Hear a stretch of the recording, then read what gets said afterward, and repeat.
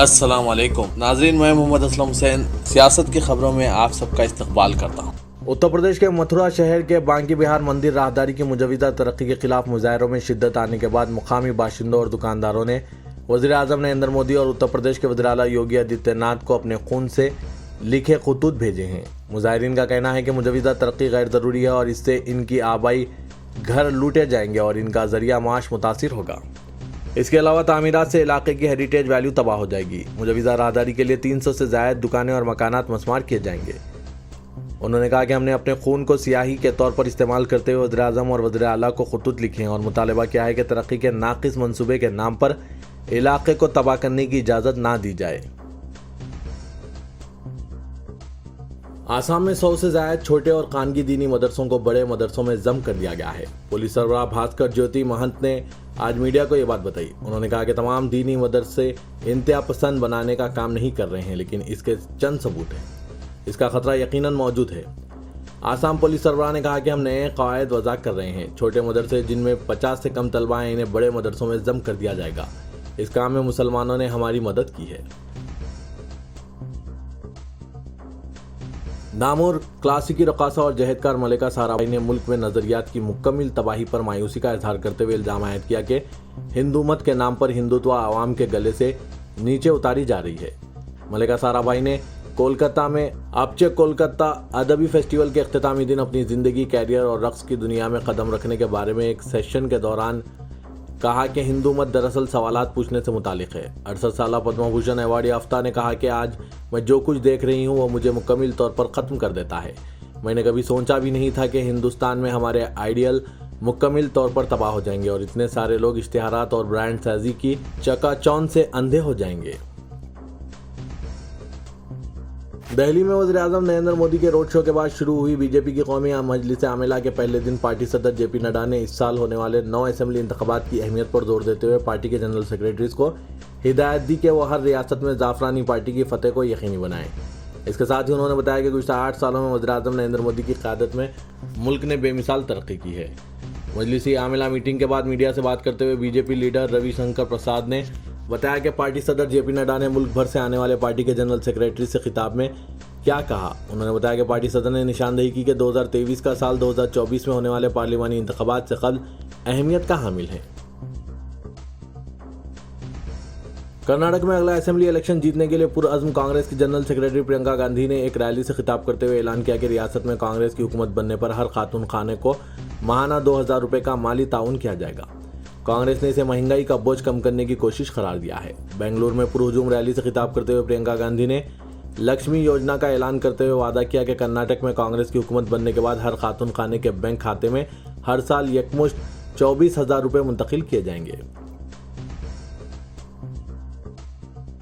آسام کے لکھیم پور ضلع میں بی جے پی کی ہیمنت بسوا شرما سرکار نے 500 خاندانوں کو جنگل کی زمین پر قبضہ کرنے کا الزام عائد کرتے ہوئے بے گھر کر دیا۔ جن کو زبردستی بے گھر کیا گیا ہے، ان میں اکثریت ان بنگالی بولنے والے مسلمانوں کی ہے جو عرصے سے پابھار ریز فارسٹ کی 10,000 ایکڑ زمین پر برساں برس سے رہ رہے تھے۔ بے گھر کیے گئے مسلمانوں کا دعویٰ ہے کہ وہ زائدہ 25 سالوں سے وہاں رہ رہے تھے۔ انہوں نے الزام لگایا کہ ان کے گھروں پر بلڈوزر چلانے سے قبل سامان نکالنے کا موقع تک نہیں دیا گیا۔ اس طرح ان غریبوں کا زندگی بھر کا سرمایہ بلڈوزر کی نظر ہو گیا۔ ایک شخص نے بتایا کہ اس سال ہماری فصل بہت اچھی ہوئی تھی مگر اہلکاروں نے اسے بھی برباد کر دیا۔ دوسری طرف آل آسام مائنورٹی اسٹوڈنٹ یونین نے انہدامی کارروائی کی مذمت کرتے ہوئے اسے غیر انسانی اور یک طرفہ قرار دیا۔ گجرات کے وڈودرا کی ایمس یونیورسٹی میں نماز پڑھنے کا ویڈیو پھر سے تنازع کھڑا کر دیا ہے۔ سائنس فیکلٹی کے باٹنی ڈپارٹمنٹ میں ایک طالبہ کے ذریعے نماز پڑھنے کا ویڈیو وائرل ہو رہا ہے۔ اس سے اب حالات کشیدہ ہوتے جا رہے ہیں۔ کلاس میں نماز پڑھنے کا یہ ویڈیو جمعے کا بتایا جا رہا ہے۔ کالج کے کچھ طلبہ سے ملی جانکاری کے مطابق جمعے کی دوپہر کالج کیمپس میں پتنگ بازی کا پروگرام رکھا گیا تھا۔ اس دوران دیگر طلبہ پتنگ اڑا رہے تھے، وہیں ایک مسلم طالبہ کلاس میں نماز پڑھ رہی تھی۔ ایمس یونیورسٹی کے ترجمان ترویدی نے بتایا کہ یونیورسٹی ایسے طلبہ کی مسلسل کاؤنسلنگ کر کے انہیں سمجھا رہے ہیں کہ یہ تعلیم کا مرکز ہے اور وہ اسے مذہبی اکھاڑا نہ بنائیں، یہاں وہ اپنی پڑھائی کریں اور آگے بڑھیں۔ وزیر کے کالج کیمپس میں نماز پڑھنے کا ایک ایسا ہی معاملہ سال گزشتہ 26 دسمبر کو بھی سامنے آیا تھا۔ اس دوران کامرس ڈپارٹمنٹ میں امتحان دینے آئے تھے لڑکے کیمپس میں نماز ادا کرتے ہوئے نظر آئے تھے۔ गुजरात हुकूमत भी उत्तर प्रदेश की तरह बुलडोजर चलाने के मूड में आ गई है। आज गुजरात हुकूमत ने कच्छ में बड़े पैमाने पर बुलडोजर का इस्तेमाल किया है। इस दौरान 36 कमर्शियल ढांचे और 6 मदरसों को गिरवा दिया गया है। Border council area action plan के तहत ये कार्रवाई कच्छ के खावड़ा में हुई है। इंडिया टीवी ऑनलाइन की खबर में ये इत्तला दी गई है। नवंबर में गुजरात असेंबली इंतखाबात की मुहिम के दौरान सूरत में बीजेपी कारकुनों ने जेसीबी यानी बुलडोजर पर मुहिम चलाई थी। दिल्ली के गोविंदपुर में हिंदू युवा वाहिनी के प्रोग्राम में मुल्क को हिंदू राष्ट्र बनाने के लिए कत्ल का हलफ दिलाने वाले सुदर्शन टीवी के सुरेश चौहान के अपने खिलाफ तंग होते दायरे की वजह से खौफजदा हो गए हैं और अब इसने खुलकर इस मामले पर अदलिया पर भी तनकीदें शुरू कर दी है। वाजरे के जुमे के रोज चीफ जस्टिस चंद्रचूड़ की सरबराही वाली बेंच ने नफरत अंगेज तकरीर मामले में किसी तरह की कार्रवाई न करने पर दिल्ली पुलिस की सख्त सरजनिश की थी। चीफ जस्टिस ने दिल्ली पुलिस से इस मामले में जांच और गिरफ्तारी पर इस्तफसार किया था। इसी के साथ पुलिस से कार्रवाई रिपोर्ट तलब की गई थी। सुरेश चौहान ने अपने गिर्द दायरा तंग होता महसूस करते हुए इसको जुडिशियल लिंचिंग का नाम देते हुए एक बार फिर अपने गुरूर व तकब्बुर का मुजाहरा करते हुए कहा कि हिंदू राष्ट्र के लिए हलफ दिलाना जुर्म नहीं है। इलेक्शन कमीशन ऑफ इंडिया ने अहम सियासी जमातों के नुमाइंदों के सामने रिमोट इलेक्ट्रॉनिक वोटिंग मशीन की कारकर्दगी का मुजाहरा पेश किया। इन रिमोट ईवीएम्स का मकसद दूसरी रियासतों में मुकीम अफराद की जानिब से वोट के इस्तेमाल को यकीनी बनाना है। रिमोट वोटिंग पर अमल की सूरत में काम की वजह से दूसरे मुकामात पर जाने वाले राय दहिंदे अपने हल्के में वोट दे सकेंगे। अगर ऐसा है तो इससे दाखिली हिजरत की वजह से दीगर मुकामात पर जाने वाले अफराद की राय दही से महरूमी खत्म हो जाएगी। आसिफ सामी, नवाब मीर बरकत अली खान मुकरमजा बहादुर के आखिरी सफर की तैयारियों का शहर हैदराबाद में आगाज अमल में आ चुका है और चौमहला पैलेस में आखिरी फरमानरवा रियासत दक्कन हैदराबाद के जज्द खाकी को आखिरी दीदार के लिए चाशुमे के दिन सुबह में रखा जाएगा। मुकरमजा बहादुर की तदफीन तारीखी मक्का मस्जिद के सहन में वाक़ मकबरे आसिफ जाही सलातीन में इनके वालिद नवाब मीर हिमायत अली खान आजमजा के पहलू में अंजाम देने के इंतजामात मुकम्मिल कर लिए गए हैं। मुशीर बराए रियासती हुकूमत अब्दुल क़य्यूम खान के अलावा दीगर ओहदेदारों ने चौमहला पैलेस खिलवत में शहजादी असरा जा के अलावा निज़ाम ट्रस्ट के ट्रस्टीज़ फैज़ खान और दीगर से मुलाकात करते हुए मुकरमजा बहादुर की तजहीज़ व तकफीन के इंतजामात के मुतालिक तबादला ख्याल किया। ए.के. खान ने बताया कि रियासती हुकूमत की जानिब से मुकम्मल सरकारी एजाज़ात के साथ तजहीज़ व तकफीन के इंतजामात की हिदायत के बाद ओहदेदारों ने मुकरमजा बहादुर के जज्द खाकी की आमद और इसे अवाम के आखिरी दीदार के लिए रखे जाने के अलावा इनके जुलूस जनाजा और नमाज जनाजा के साथ साथ तदफीन के मुतालिक मनसूबाबंदी शुरू कर दी है। उन्होंने मीडिया को बताया कि 17 जनवरी यानी आज मंगल की शाम मुकरमजा बहादुर का जज्द खाकी इस्तांबुल से हैदराबाद लाया जा रहा है और 18 जनवरी की सुबह से दोपहर 1 बजे तक साबिक़ फरमानरवा दक्कन के जज्द खाकी को अवामी दीदार के लिए रखा जाएगा। बाद इनका आखिरी सफ़र शुरू होगा जो मक्का मस्जिद पहुंचकर ख़त्म होगा, जहां बाद नमाज असर इनकी सलातुल जनाजा अदा की जाएगी और बाद अज़ान सहन में मस्जिद में ही इनकी तदफीन अमल में लाई जाएगी।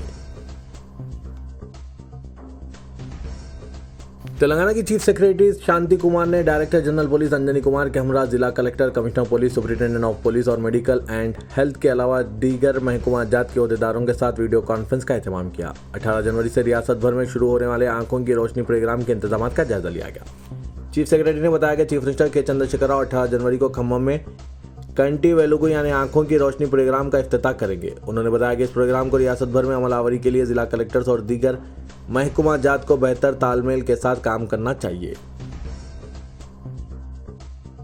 मुकरमजा बहादुर के इंतकाल पर इनके भाई मुफक्कमजा बहादुर ने अपने दिली सदमा और रंज व गम का इजहार करते हुए आसिफ सामीन को जज्बाती खिराज अकीदत पेश किया है। प्रिंस मुफक्कमजा बहादुर ने अपने खिराज अकीदत में कहा कि निज़ाम मीर बरकत अली खान सिद्दीकी मुकरमजा आसिफ जा सामीन मुकरमजा बहादुर एक बेमिसाल शख्सियत थे। इनके ख़ास भाई थे। वो इंतहाई ज़हीन और बेमिसाल याददाश्त के मालिक थे।